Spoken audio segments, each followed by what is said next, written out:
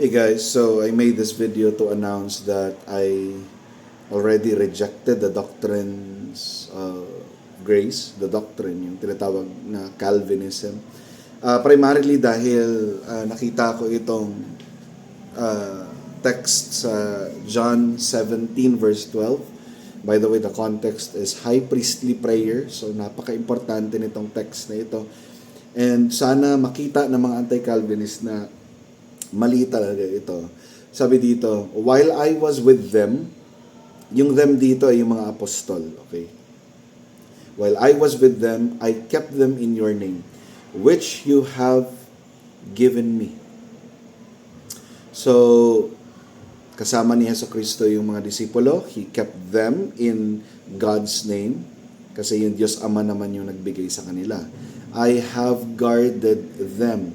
So, kinip ni Jesucristo, ginard pa ni Jesucristo, and none of them has been lost. As a result, none of them has been lost. Pero, merong exception. Merong exception. So, except the son of destruction, ang tinutukoy dito si Judas, tapos, that the scripture might be fulfilled. So, ano implication nito? Ang 11 disciples lang yung mahal ni Kristo. Si Judas, hindi niya kinip. Hindi siya brother's keeper ni Judas. At hindi siya ginard ni Jesucristo.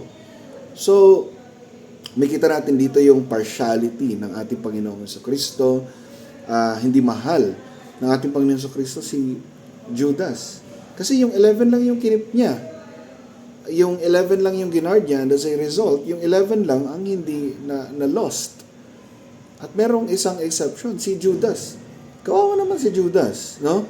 That the scriptures might be fulfilled.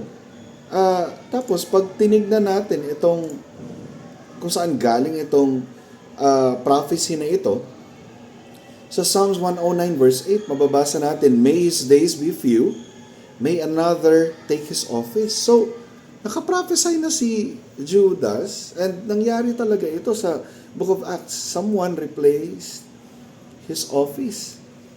So ano to? Destined si Judas for destruction? Hindi pwede. Kaya ang doktrina ng Calvinism, kailanman hindi yan totoo. Nagpapakita na may partiality si Jesucristo kasi yung 11 lang yung kinip niya, yung 11 lang yung ginard niya, and as a result, yung 11 lang din yung na-preserve.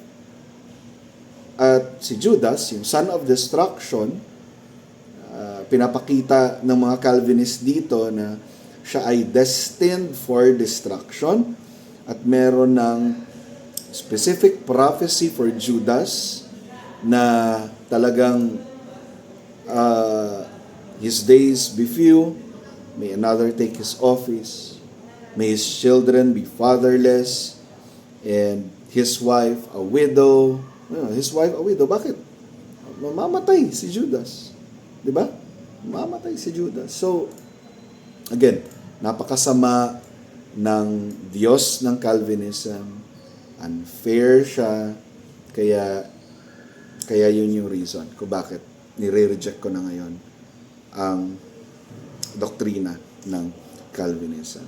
So, yun. I hope na nagbigay na ito ng linaw sa inyo.